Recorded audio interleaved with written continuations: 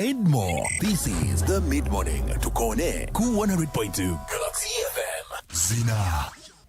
Yeah, good morning. It's only 2 minutes. Ezakavako kusawa tano. Ezamachagona kuralero. Welcome back from the mix at 10 with DJ Deno, and it is this time of the day when we know what's happening around the country. Patients at the Uganda Cancer Institute basula ku tiles. They don't have hospital beds.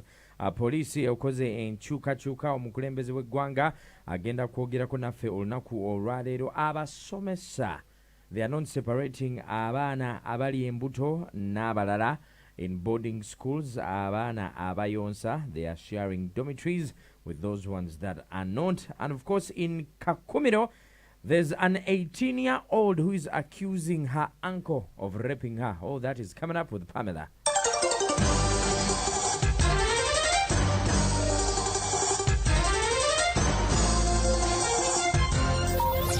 Coming to you live from Plot 249 Gaba Road. Hot on the heels. Fast, reliable and informative. Agagwira wo gasokira wano ngatabanagafuna. Agagwira wo 100.2 Galaxy FM.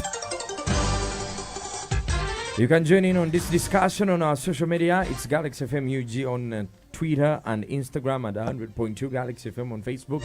Pam. Yeah. Wagwan Church Tambla. Today is Liberation Day. Ooh la la. National Liberation Day is when the NRM officially took over power. And It's that a was public holiday. 36 years ago. Mm-hmm. Yeah. It's a public holiday. I think people are honoring the public holiday surprisingly. Hey, you thought we are not going to honor it as long No, as I mean it like is the business community. Eh. Because usually what we know is Besides the white collar, eh? yeah, besides Eh. the white collar, that one is obvious. The public facilities have to be closed. But the business community, you could walk along the way, or maybe as you approach as I was coming, I would see that most businesses are still closed. There is a sluggishness. The streets are empty. Hey. So people are like, they have really honored. Tuliwa well, this is the first public holiday we've ever gotten since we went outside But they don't officially. really inside. No, tuliwa well. Pam, you don't know. Nay, tuliwa well. I know. Omukulembeze ayogera sameka? Yeah, he's well, we can't place our hands on the exact time the president is going to talk, but the ceremony is celebrated at Kololo ceremonial grounds. And Musevenis, according to the Prime Minister Nabanja Robina, she says that the president will use this occasion to also talk about the COVID-19 status and the lockdown, and well, just issues to do with the lockdown as well. So I do not know what there is a twist. Money over there is a twist. But there could be changes. No, I highly highly doubt. But anyway, you never know. So what will he be saying? Anyway, probably, I think the issue that he might talk about is the border issue. Because the last time he spoke on Sunday, he explained that he was discussing with his committee to review the issue of borders. Guys, we'll keep you posted. The police has made changes. Yeah, police has made changes. New deputy IGP has been announced or appointed by the president. His name is Geoffrey Tumusime, Deputy Inspector General. Deputy Inspector General of Police. The Inspector General of Police remains Okoth Ochola.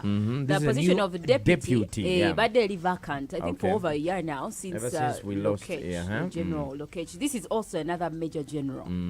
We also had Major General Lokech. He was promoted to Lieutenant General when he died.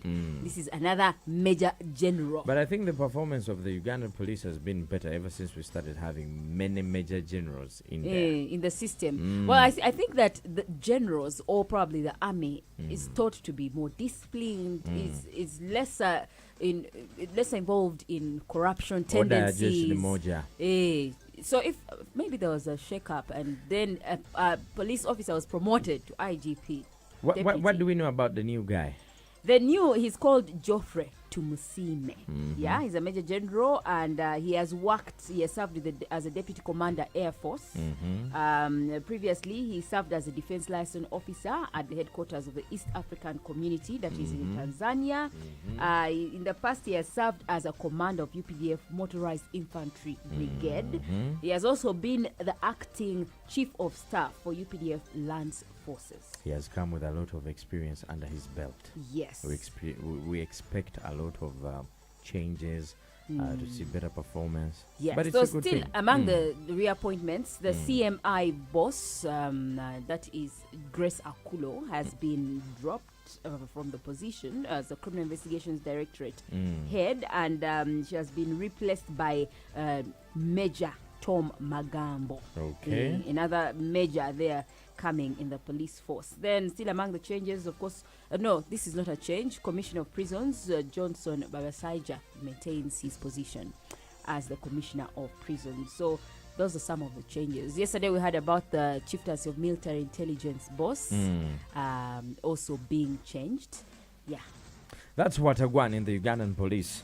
If you know anything, you can chip in and you're like, hey, that's my uncle. Thank you. Congratulations. On our platforms, Galaxy FM /TV everywhere. And then, of course, another developing story about Abana Abadi Masomero, pregnant students. The pregnant students, there are some schools in the Greater Mukono. They are saying there's generally a low turn-up of pregnant girls in school. That is one issue. But the other issue, Greater Mukono, has to do with, think about 3-4 districts. Kayunga being one of them, Abuikwe being one of them, and Mukono itself. They have reported about 400 children pregnant. But they are saying for the schools that have admitted kids, they are admitting kids, and even in boarding sections, if they are breastfeeding or if they are pregnant, they are not separating them from others. They want these other kids to understand that. So let me ask. Breastfeeding mothers, bajana bana babo mukirasi. So I made this like an English lesson going ahead. My dear. And then omwana akaba. Omwana akaba ne bakugamba yonso omwana, and you know you have to breastfeed the child. We might see a new normal. Yeah, according to the teachers, they're saying we talk to the kids in general and we tell them to appreciate these kids, or you know, government should we like do separate schools for breastfeeding children because they have a right to education? Yeah. But that's a long-term thing. You cannot do separate. Okay, fine, it can be a good idea. But if you're doing that, then you're encouraging even more children in the future.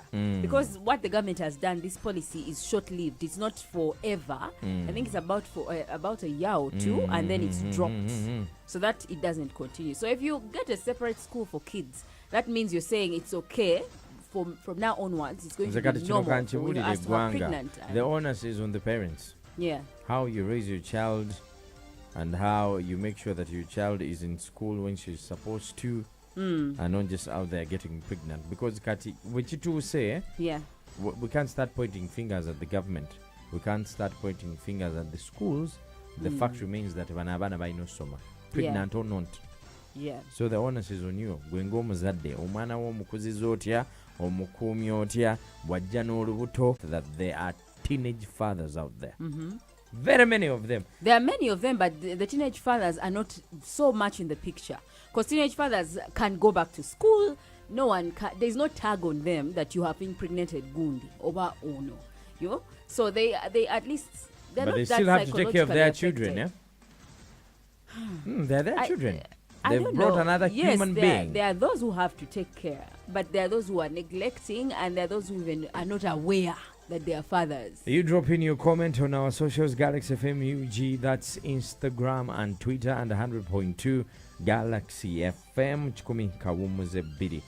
Let's conclude with this story from the Uganda Cancer Institute. Yeah, the patients are lying down. Usually the capacity of the hospital, it is a 5-story building, Uganda Cancer Institute, but they're supposed to have 80 patients daily. 80. And then there's an overwhelming number of patients. So they end up getting more than 80 cancer patients because cancer is on the increase. So the patients don't have where to sleep. They are forced to lie on the ground, and there's no space to pass. There's no good proper care of them because they are lying on the ground. We have Dr. Gerald Mutunji, who was explaining about the situation, and he says they are registering many cases, but they are going to work on it. They are going to see if they can put up tents to have patients sleep in tents because the situation is overwhelming. Cancer cases. Oh God. Yeah, but meet with the Cancer Institute management. We are aware to see how we can mitigate the situation, but the truth is that the space is small. It's smaller than the patients that we have. So we are scheduling a meeting. We shall meet and see what we can do. The need is looking for tents and what we shall do that. Why don't they just build another facility? That will take some time. The issue is cancer, that is the concern. Because now patients are getting so many, 32,000 cases being recorded annually of cancer patients. So and the the situation hospital is can very accommodate serious. how many people a day? 80 patients only a day. That is 80? the standard, yes. 80 patients? Yes, 80 patients at any given at any given time. Let's say at any given time. Chikumi Musevenis Galaxy FM. Pamela will be back here exactly 10 minutes until the top of the hour of 6 p.m. Am I correct? In the news roundup, in the evening rush reloaded, we'll have another building at exactly 10 minutes until the top of the hour of 2 p.m. to still let you know what's happening all over the country. For those of you guys that are home, enjoy your Liberation Day. And of course, let's enjoy beautiful sounds of Nasty C, Major Lazer, Ice Prince, Pato Rankin, Particular. They told me